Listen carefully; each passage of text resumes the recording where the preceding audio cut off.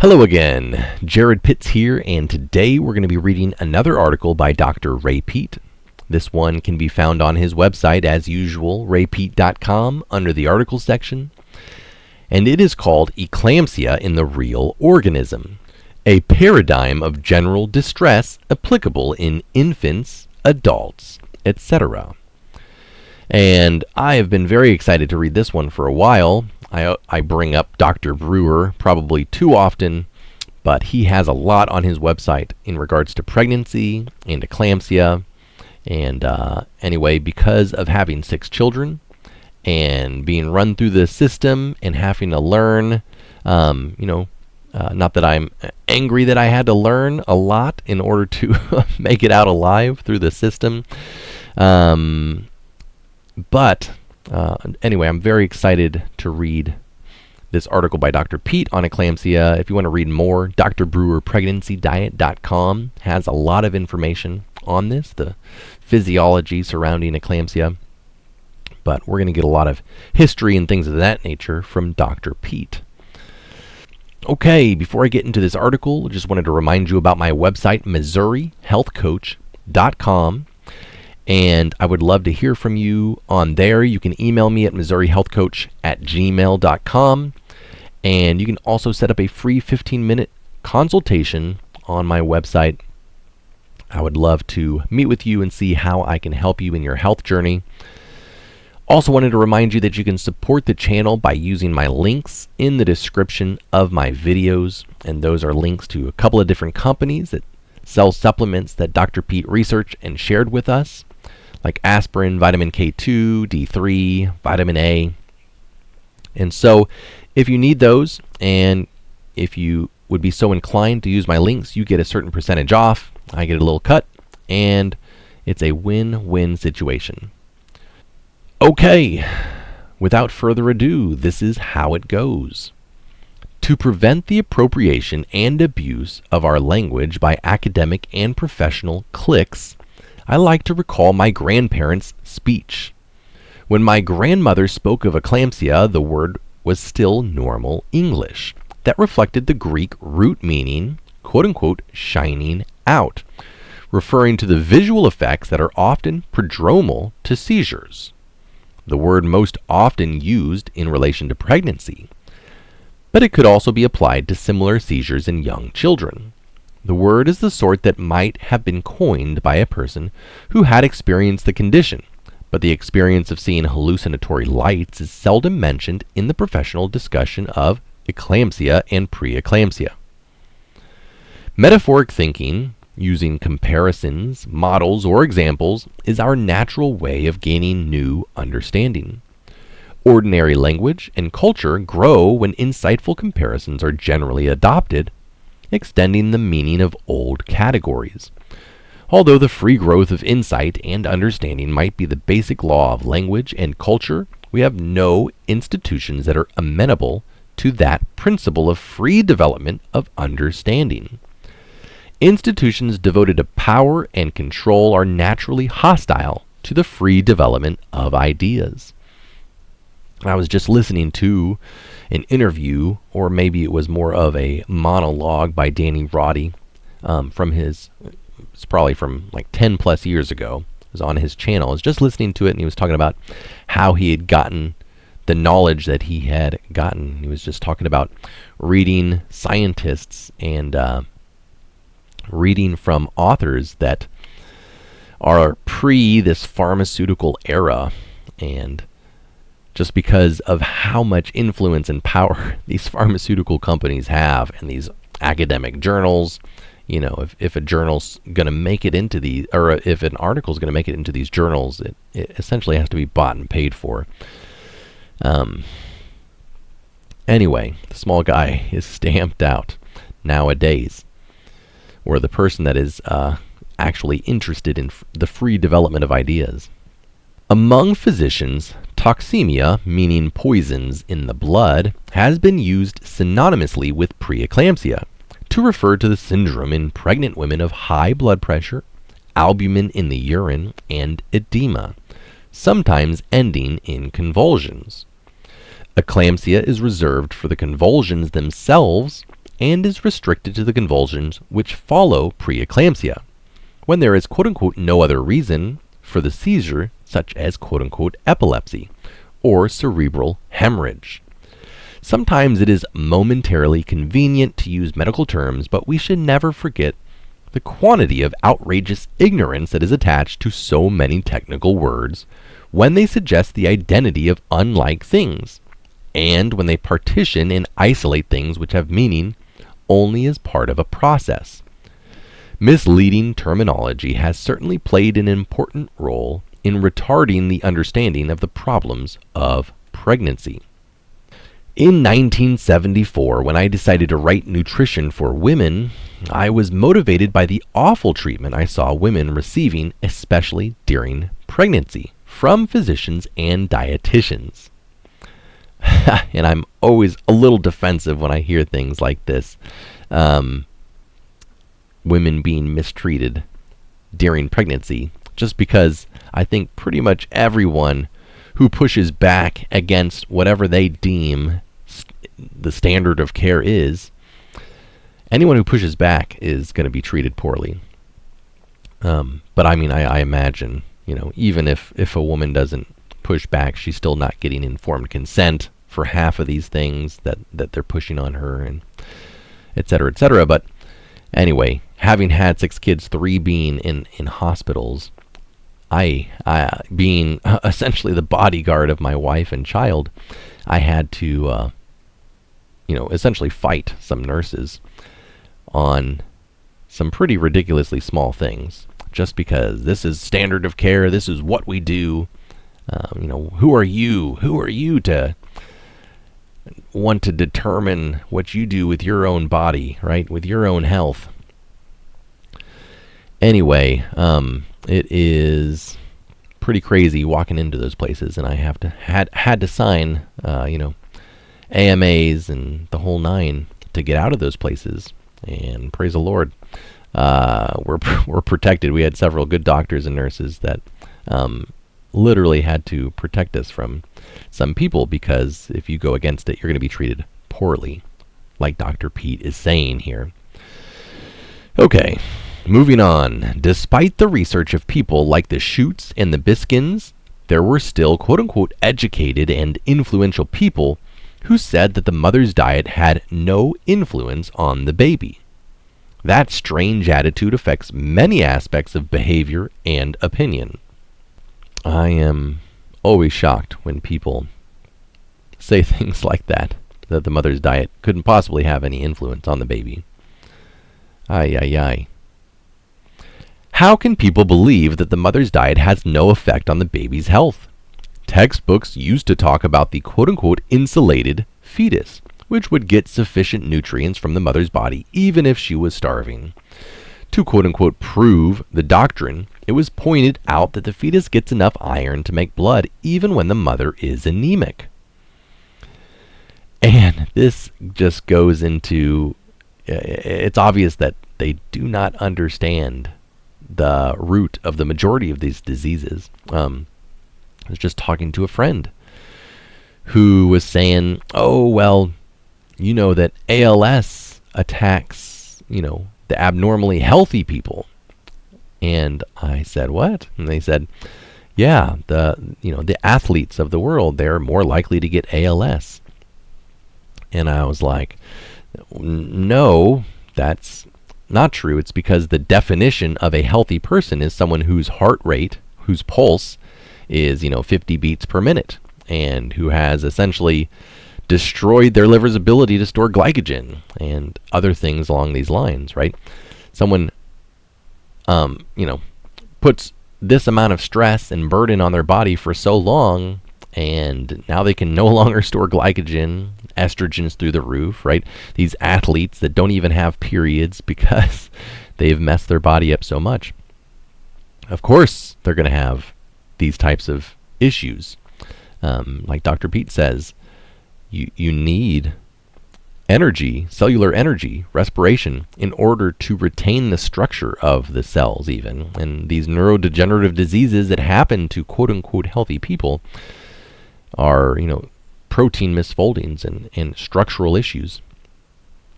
All right, so, whatever they think anemic is, right?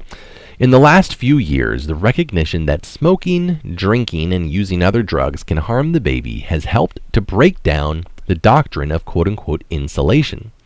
But there is still not a medical culture in which the effects of diet on the physiology of pregnancy are appreciated. This is because of a mistaken idea about the nature of the organism and its development. Quote-unquote genes make the organism, according to this doctrine, and if there are congenital defects in the baby, the genes are responsible. A simple sort of causality flows from the genes to the finished organism, according to that idea. And this next sentence is in bold. It was taught that if, quote-unquote, the genes are really bad, the defective baby can make the mother sick, and she contributed to the baby's bad genes. And that's the end of the bold. The idea isn't completely illogical, but it isn't based on reality, and it is demonstrably false. And then we have this reference here: race, age, and parity have no effect on incidence of cerebral palsy. Low birth weight and complications of pregnancy are associated with it. And that is from J.F. Eastman's article or book here, Obstetrical Background of 753 Cases of Cerebral Palsy.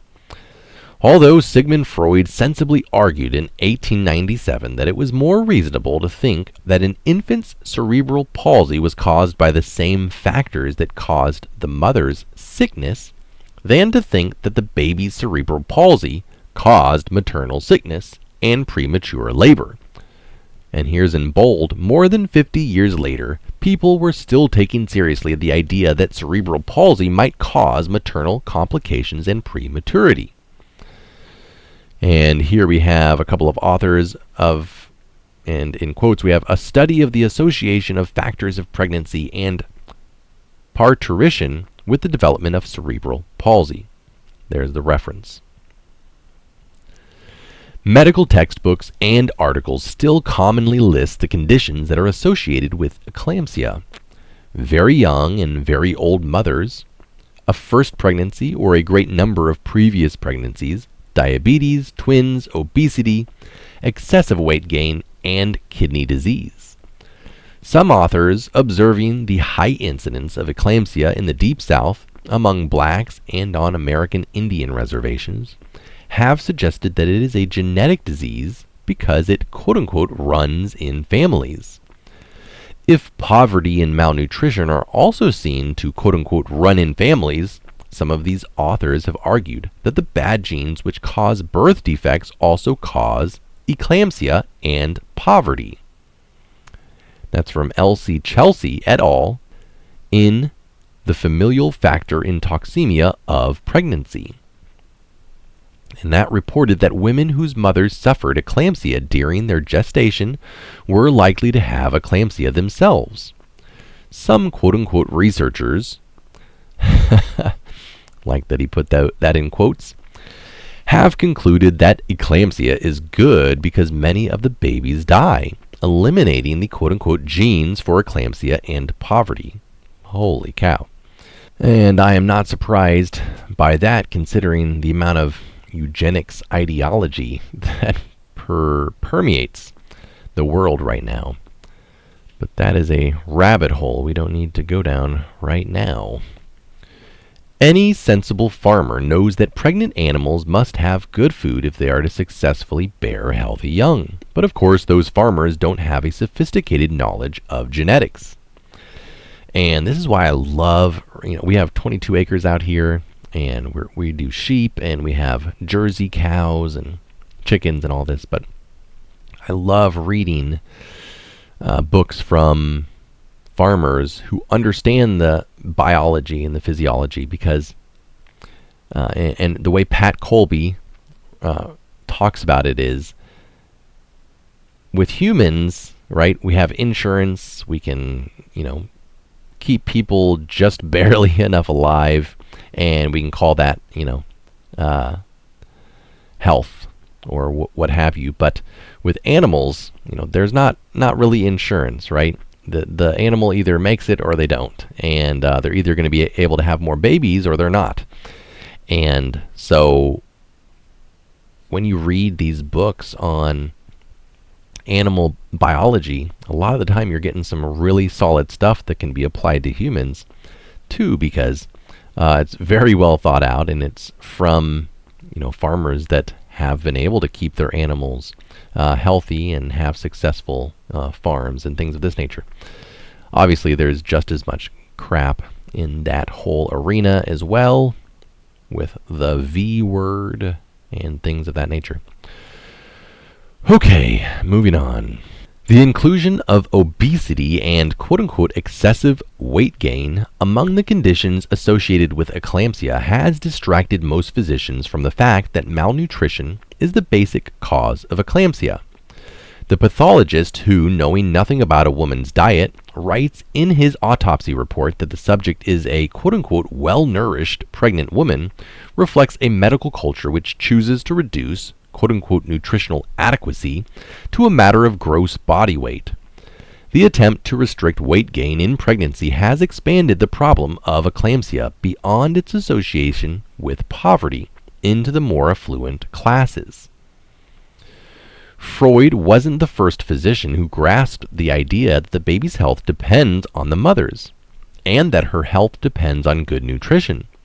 Between 1834 and 1843, John C.W. Lever, medical doctor, discovered that 9 out of 10 eclamptic women had protein in their urine.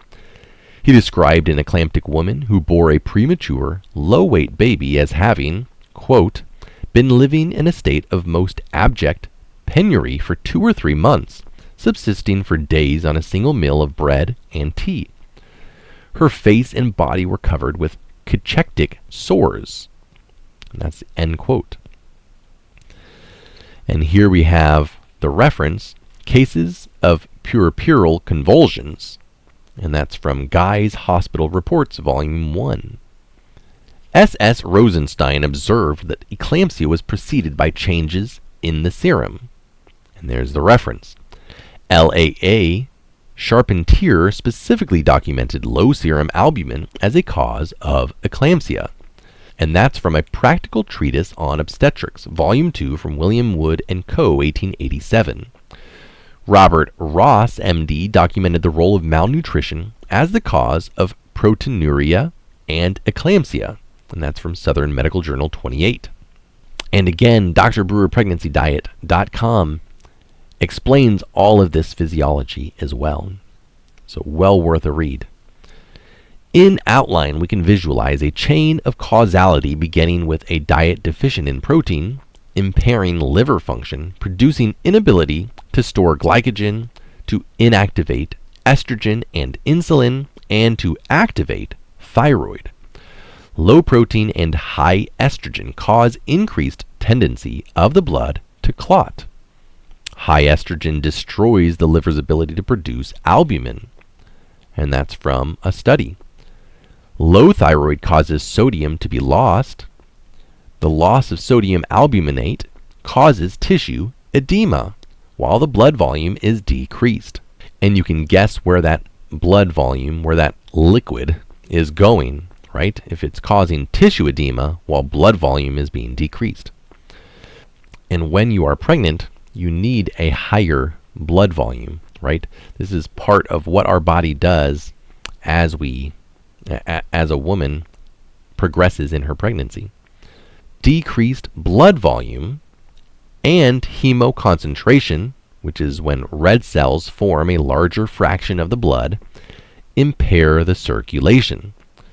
Blood pressure increases, blood sugar becomes unstable, cortisol rises, increasing the likelihood of premature labor.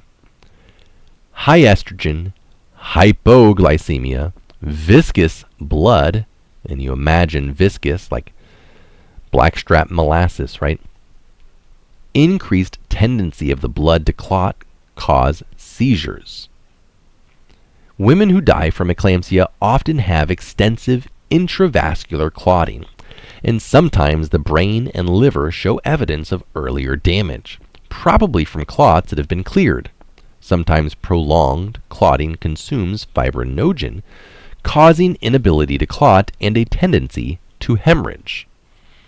And there are several references there. But the simple chain of causality has many lines of feedback, exacerbating the problem, and the nutritional problem is usually worse than a simple protein deficiency. B vitamin deficiencies alone are enough to cause the liver's underactivity and to cause estrogen dominance. And a simple vitamin A deficiency causes an inability to use protein efficiently or to make progesterone, and in itself mimics some of the effects of estrogen. Anything that causes a thyroid deficiency will make the problem worse. Thyroid therapy alone has had spectacular success in treating and preventing eclampsia. Babe, do you mind handing me Broda Barnes' book up there? H.O. Nicholson, 1904, cited in Diekman's Toxemias of Pregnancy, 1952, 1929. Okay. Oh, here we go. Broda Barnes, who prescribed thyroid as needed, delivered more than 2,000 babies and never had a case of pre-eclampsia, though statistically 100 would have been expected. All right, reading this book right now, and it is fantastic. Hypothyroidism, the unsuspected illness. And if you're going to buy a book, I mean, I got this thing for like $5 online. Stupid cheap. And definitely would recommend reading that book. The clotting which sometimes kills women can, if it is not so extensive, cause spotty brain damage, similar to that seen in quote-unquote multiple sclerosis, or it can occur in the liver or other organ, or in the placenta, or in the fetus, especially in its brain and liver. Some cases of supposed quote-unquote postpartum psychosis have been the result of multiple strokes. When large clots occur in the liver or placenta, the fibrinogen, which has been providing the fibrin for disseminated intravascular coagulation, can appear to be consumed faster than it is produced by the liver. I think its disappearance may sometimes be the result of the liver's diminished blood supply, rather than the quote-unquote consumption, which is the way this situation is usually explained. It is at this point that hemorrhages, rather than clots, become the problem. The undernourished liver can produce seizures in a variety of ways. Clots, hemorrhages, hypoglycemia, and brain edema, for example. So eclampsia needn't be so carefully discriminated from the quote-unquote other causes of seizures. Because I had migraines as a child, I was interested in their cause. Eating certain foods or skipping meals seemed to be involved, but I noticed that women often had migraines premenstrually. Epilepsy, too, I learned often occurred premenstrually. Do you want to hand me that other book right there, Once a Month? Another book. Katarina Dalton, Once a Month. PMS, premenstrual syndrome. I think she pretty much coined the term. Another book that you can find online for fairly cheap. Definitely recommend reading that. As you can see, there's a reason, and he's going to explain it, because he hasn't gotten to it yet, but there's going to be reasons why these things happen, quote-unquote, premenstrually. In my experience of migraine, nausea and pain followed the visual signs, which consisted of a variable progression of blind spots and lights. When I eventually learned that I could stop the progression of symptoms by quickly eating a quart of ice cream, I saw that my insight could be applied to other situations in which similar visual events played a role, especially quote-unquote eclampsia and quote-unquote epilepsy. For example, a woman who was 6 months pregnant called me around 10 o'clock one morning to say that she had gone blind and was alone in her country house. She said she had just eaten breakfast around 9 a.m. and wasn't hungry, but I knew that the 6-month fetus has a great need for glucose. So I urged her to eat some fruit. She called me 15 minutes later to report that she had eaten a banana and her vision had returned. And it is amazing, right? The brain needs glucose. And I know people do low carb for like during pregnancy and things like this. And I cannot imagine with the glucose needs that that baby has. Early in pregnancy, quote-unquote morning sickness is a common problem, and it is seldom thought to have anything to do with eclampsia because of the traditional medical idea that the fetus quote-unquote causes eclampsia. And in the first couple of months of pregnancy, the conceptus is very small. But salty carbohydrate, soda crackers typically, is the standard remedy for morning sickness. Some women have quote-unquote morning sickness premenstrually, and it, like the nausea of migraine, is eased by salt and carbohydrate. X-ray studies have demonstrated that there are spasms of the small intestine near the bile duct associated with estrogen-induced nausea. Hypoglycemia is just one of the problems that develops when the liver malfunctions. But it is so important that orange juice or Coca-Cola or ice cream can provide tremendous relief from symptoms. Sodium, orange juice and Pepsi provide some, helps to absorb the sugar, and more basically is essential for helping to restore the blood volume. Pepsi has been recommended by the World Health Organization for the rehydration of babies with diarrhea, in whom hypovolemia, or thickening of the blood from loss of water, is also a problem. And it's amazing how many of these World Health Organization recommendations that come from a time seemingly long ago from where we're at now are based on actual physiology. The problem of refeeding starving people has many features in common with the problem of correcting the liver malfunction and hormone imbalances which follow prolonged malnutrition of a milder sort. The use of the highest quality protein, egg yolk or potato juice, or at least milk or meat, is important, but the supplementation of thyroid-containing T3 is often necessary. Intravenous albumin, hypertonic solutions of glucose and sodium, and magnesium in an effective form should be helpful. Magnesium sulfate injected intramuscularly is the traditional treatment for eclampsia since it is quickly effective in stopping convulsions. While the sodium helps to restore blood volume and to regulate glucose, under some circumstances, high aldosterone, it helps to retain magnesium. Aldosterone is not necessarily high during eclampsia. Triiodithionine, or T3, directly promotes, and again T3 being the active thyroid hormone, directly promotes cellular absorption of magnesium. Hypertonic glucose with minerals is known to decrease the destruction of protein during stress. And that's from a study by M. G. Vanadam et al. Katarina Dalton observed that her patients who suffered from PMS and were benefited by progesterone treatment were likely to develop quote-unquote toxemia when they became pregnant, and to have problems at the time of menopause. In these women, it is common for quote-unquote menstruation to continue on the normal cycle during the first several months of pregnancy. This cyclic bleeding seems to represent times of an increased ratio of estrogen to progesterone, and during such periods of cyclic bleeding, the risk of miscarriage is high. Researchers found that a single injection of progesterone could sometimes eliminate the signs of toxemia for the remainder of the pregnancy.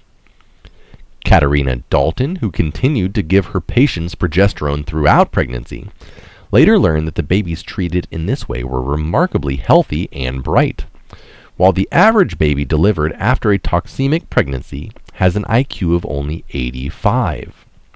Marion Diamond's work with rats clearly showed that increased exposure to estrogen during pregnancy reduced the size of the cerebral cortex and the animal's ability to learn, while progesterone increased the brain size and intelligence. Zamenhof's studies suggested that these hormones probably have their effects largely through their actions on glucose, though they also affect the availability of oxygen in the same way, and have a variety of direct effects on brain cells that would operate toward the same end. If Katarina Dalton's patients' IQs averaged 130 instead of the expected 85, the potential social effects of proper health care during pregnancy are enormous. But there is evidence that healthy gestation affects more than just the IQ. Strength of character, ability to reason abstractly, and the absence of physical defects, for example, are strongly associated with weight at birth.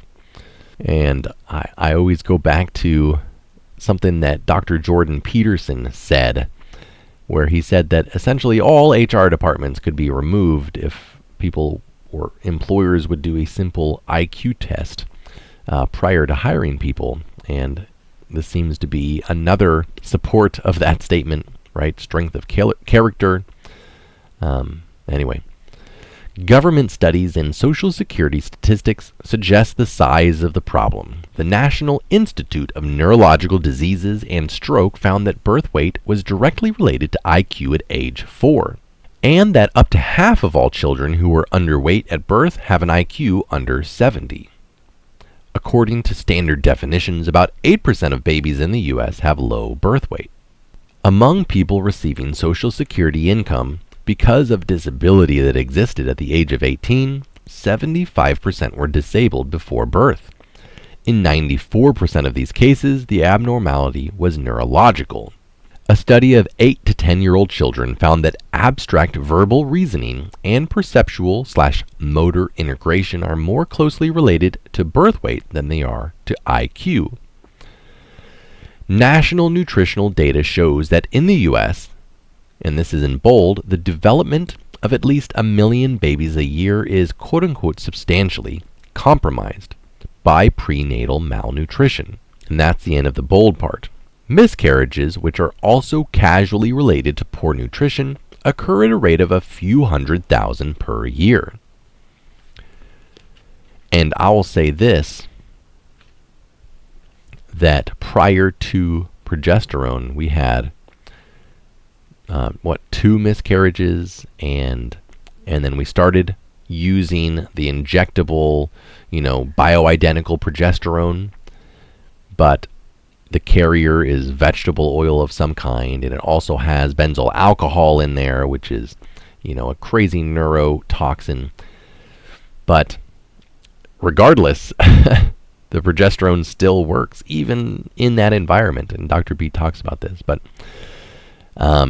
progesterone, I cannot speak more highly of it. It's just amazing what it can do. When a muscle is fatigued, it swells, taking up sodium and water, and it is likely to become sore. Energy depletion causes any cell to take up water and sodium, and to lose potassium. An abnormal excess of potassium in the blood, especially when sodium is low, affects nerve, muscle, and secretory cells. A high level of potassium can stop the heart, for example. Cellular energy can be depleted by a combination of work, insufficient food or oxygen, or a deficiency of the hormones needed for energy production.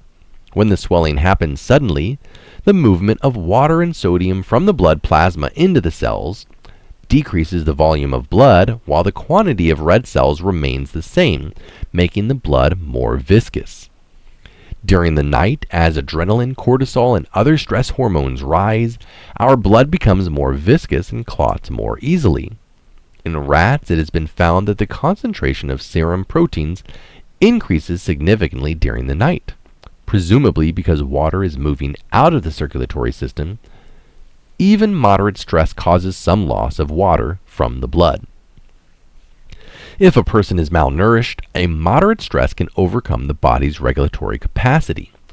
If tissue damage is extreme or blood loss is great, even a healthy person experiences hypovolemia and shock. C.A. Crenshaw, who was a member of the trauma team at Parkland Hospital in Dallas that worked on Kennedy and Oswald, had been involved in research with G.T. Shires on traumatic shock. In his words, quote, "We made medical history by discovering that death from hemorrhagic shock, or blood loss, can be due primarily to the body's adjunctive depletion of internal salt water into the cells." End quote. Shire's work involved isotopes of sodium to show that sodium seems to be taken up by cells during shock. According to Crenshaw, quote, "Oswald did not die from damaged internal organs. He died from the chemical imbalances of hemorrhagic shock. From the time he was shot until the moment fluids were introduced into the body, 19 minutes, there was very little blood circulating in Oswald's body. As a result, he was not getting oxygen, and waste built up in his cells. Then, when the fluids were started, the collection of waste from the cells was dumped into the bloodstream, suddenly increasing the acid level and delivering these impurities to his heart. When the contaminated blood reached the heart, it went into arrest." End quote. The quote-unquote waste he refers to includes potassium and lactic acid. Crenshaw advocates the use of Ringer's lactate to replace some of the lost fluid. Since the blood already contains a large amount of lactate because the body is unable to consume it, this doesn't seem reasonable. I think a hypertonic version of Locke's solution containing glucose and sodium bicarbonate as well as sodium chloride would be better, though I think the potassium should be omitted too, and extra magnesium would seem desirable. Triiodithionine, or T3, I suspect, would help tremendously to deal with the problems of shock, causing potassium, magnesium, and phosphate to move back into cells, and sodium to move out, helping to restore blood volume and reduce the wasteful conversion of glucose to lactic acid. And this is what happens when our cells aren't producing energy appropriately, right? Via oxidation, oxidative phosphorylation. And so and this is what a C-word cell does, right? Even in the presence of oxygen, it's still performing glycolysis, right? They call it aerobic glycolysis because you have oxygen there, but it's still performing glycolysis, this glucose fermentation. Instead of utilizing glucose in the appropriate way with oxygen to produce carbon dioxide, it's producing lactic acid. And so, right, what he's saying here, you have these different solutions that you can use in these hospital settings. For example, a Ringer's lactate solution. And so why, when someone is going into shock or is in shock, would you use more lactate? It doesn't make any sense. What would make more sense is this, hypertonic solution that Dr. Peat's talking about with glucose, sodium, magnesium. Albumin has been used therapeutically in preeclampsia, that's from Kelman, to restore blood volume. Synthetic polymers with similar osmotic properties are sometimes used in shock and might also be useful in eclampsia, but simply eating extra protein quickly restores blood albumin. For example, in a group of women who were in their 7th month of pregnancy, the normal women's serum osmotic pressure was 247 millimeters of water. That of the women with non-convulsive toxemia was 215 millimeters. And in the women with eclampsia, the albumin and osmotic pressure were lowest, with a pressure of 175 millimeters. In the 8th month, the toxemic women who ate 260 grams of protein daily had a 7% increase in osmotic pressure, and a group who ate 20 grams had a decline of 9%, and that's from Strauss. In a group of pre-eclamptics, plasma volume was 39% below that of normal pregnant women. If the physiology of shock has some relevance for eclampsia, so does the physiology of heart failure, since Mearson has shown that it is a consequence of uncompensated stress. The failing heart shifts from mainly glucose oxidation to the inefficient use of fatty acids, which are mobilized during stress, and with its decreased energy supply, it is unable to beat efficiently, since it remains in a partly contracted state. Estrogen, which is increased in men who have had heart attacks, is another factor which decreases the heart's stroke volume, and estrogen is closely associated with the physiology of the free unsaturated fatty acids. The partly contracted state of the heart is effectively a continuation of the partly contracted state of the blood vessels that causes the hypertension and reduced tissue perfusion seen in shock and eclampsia. Since shock can be used as a generalized inflammatory state, and since aspirin has been helpful in protecting against heart disease, it is reasonable that aspirin has been tried as a treatment in preeclampsia. It seems to protect the fetus against intrauterine growth retardation, an effect that I think relates to aspirin's ability to protect in several ways against excesses of unsaturated fatty acids and of estrogen. But since aspirin can interfere with blood clotting, its use around the time of childbirth can be risky, and it is best to correct the problem early enough that aspirin isn't needed. Besides protein deficiency and other nutritional deficiencies, excess estrogen and low thyroid can also limit the liver's ability to produce albumin. Hypovolemia reduces liver function, and like hepatic infarcts, will reduce its ability to maintain albumin production. The studies which have found that hospitalized patients with the lowest albumin are the least likely to survive suggest that the hypovolemia resulting from hepatic inefficiency is a problem of general importance, and that it probably relates to the multiple organ failure, which is an extremely common form of death among hospitalized patients. A diet low in sodium and protein probably kills many more people than has been documented.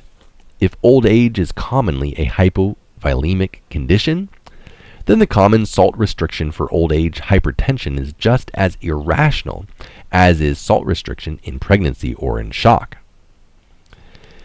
And I'm trying to remember the exact book that I read this in, but there was a time when some well-known company created a baby formula that was sodium-free. And this was at the height of the no sodium, low sodium craze, but literally created mentally retarded babies because of them not getting sodium. And I imagine, I don't know anything about any type of lawsuit that happened out of that, but regardless, I'm sure that company did not get hurt too badly by said lawsuit when it happened, if it happened. Thyroid, or T3 specifically, glucose, sodium, magnesium, and protein should be considered in any state in which weakened homeostatic control of the composition of plasma is evident. And we have a note down here. I can't remember exactly what we were referencing when I saw that asterisk up there. But it says, although Konrad Lorenz, who later received the Nobel Prize, was the architect of the Nazis' policy of racial hygiene, quote unquote, extermination of those with unwanted physical, cultural, or political traits which are supposedly determined by quote unquote genes, right? So that's a little definition of quote unquote racial hygiene there. He took his ideas from the leading U.S. geneticists, whose works were published in the main genetics journals. Following the Nazis' defeat, some of these journals were renamed, and the materials on eugenics were often removed from libraries so that a new historical resume could be presented by the profession. Right? And this is what happens with everything. It just gets a new name, or you keep the same name and you change the definition, and you just make it say what you want it to say. Definitions matter. Okay, here are our references down here. Fantastic article. Dr. Peat really bringing everything together. Again, I'll probably be reading one of these. This is Dr. Brewer's website, drBrewerPregnancyDiet.com, and this is his article on preeclampsia. To be honest, I'm not entirely sure that this is his writing, but it pulls from his. It looks like this one is from Joy Jones, and I've had the opportunity to talk to her, actually. Amazing woman, helping a lot of people out there. But anyway, thank you for joining me today for this article. Hope this is helpful. If you have pregnant friends or friends that are planning on becoming pregnant, this would be a fantastic article to share with them. Don't forget to like the video, subscribe to the channel, leave a comment, let me know what you think. Send me an email at missourihealthcoach@gmail.com. I'd love to hear from you, any questions you might have. And until next time, God bless.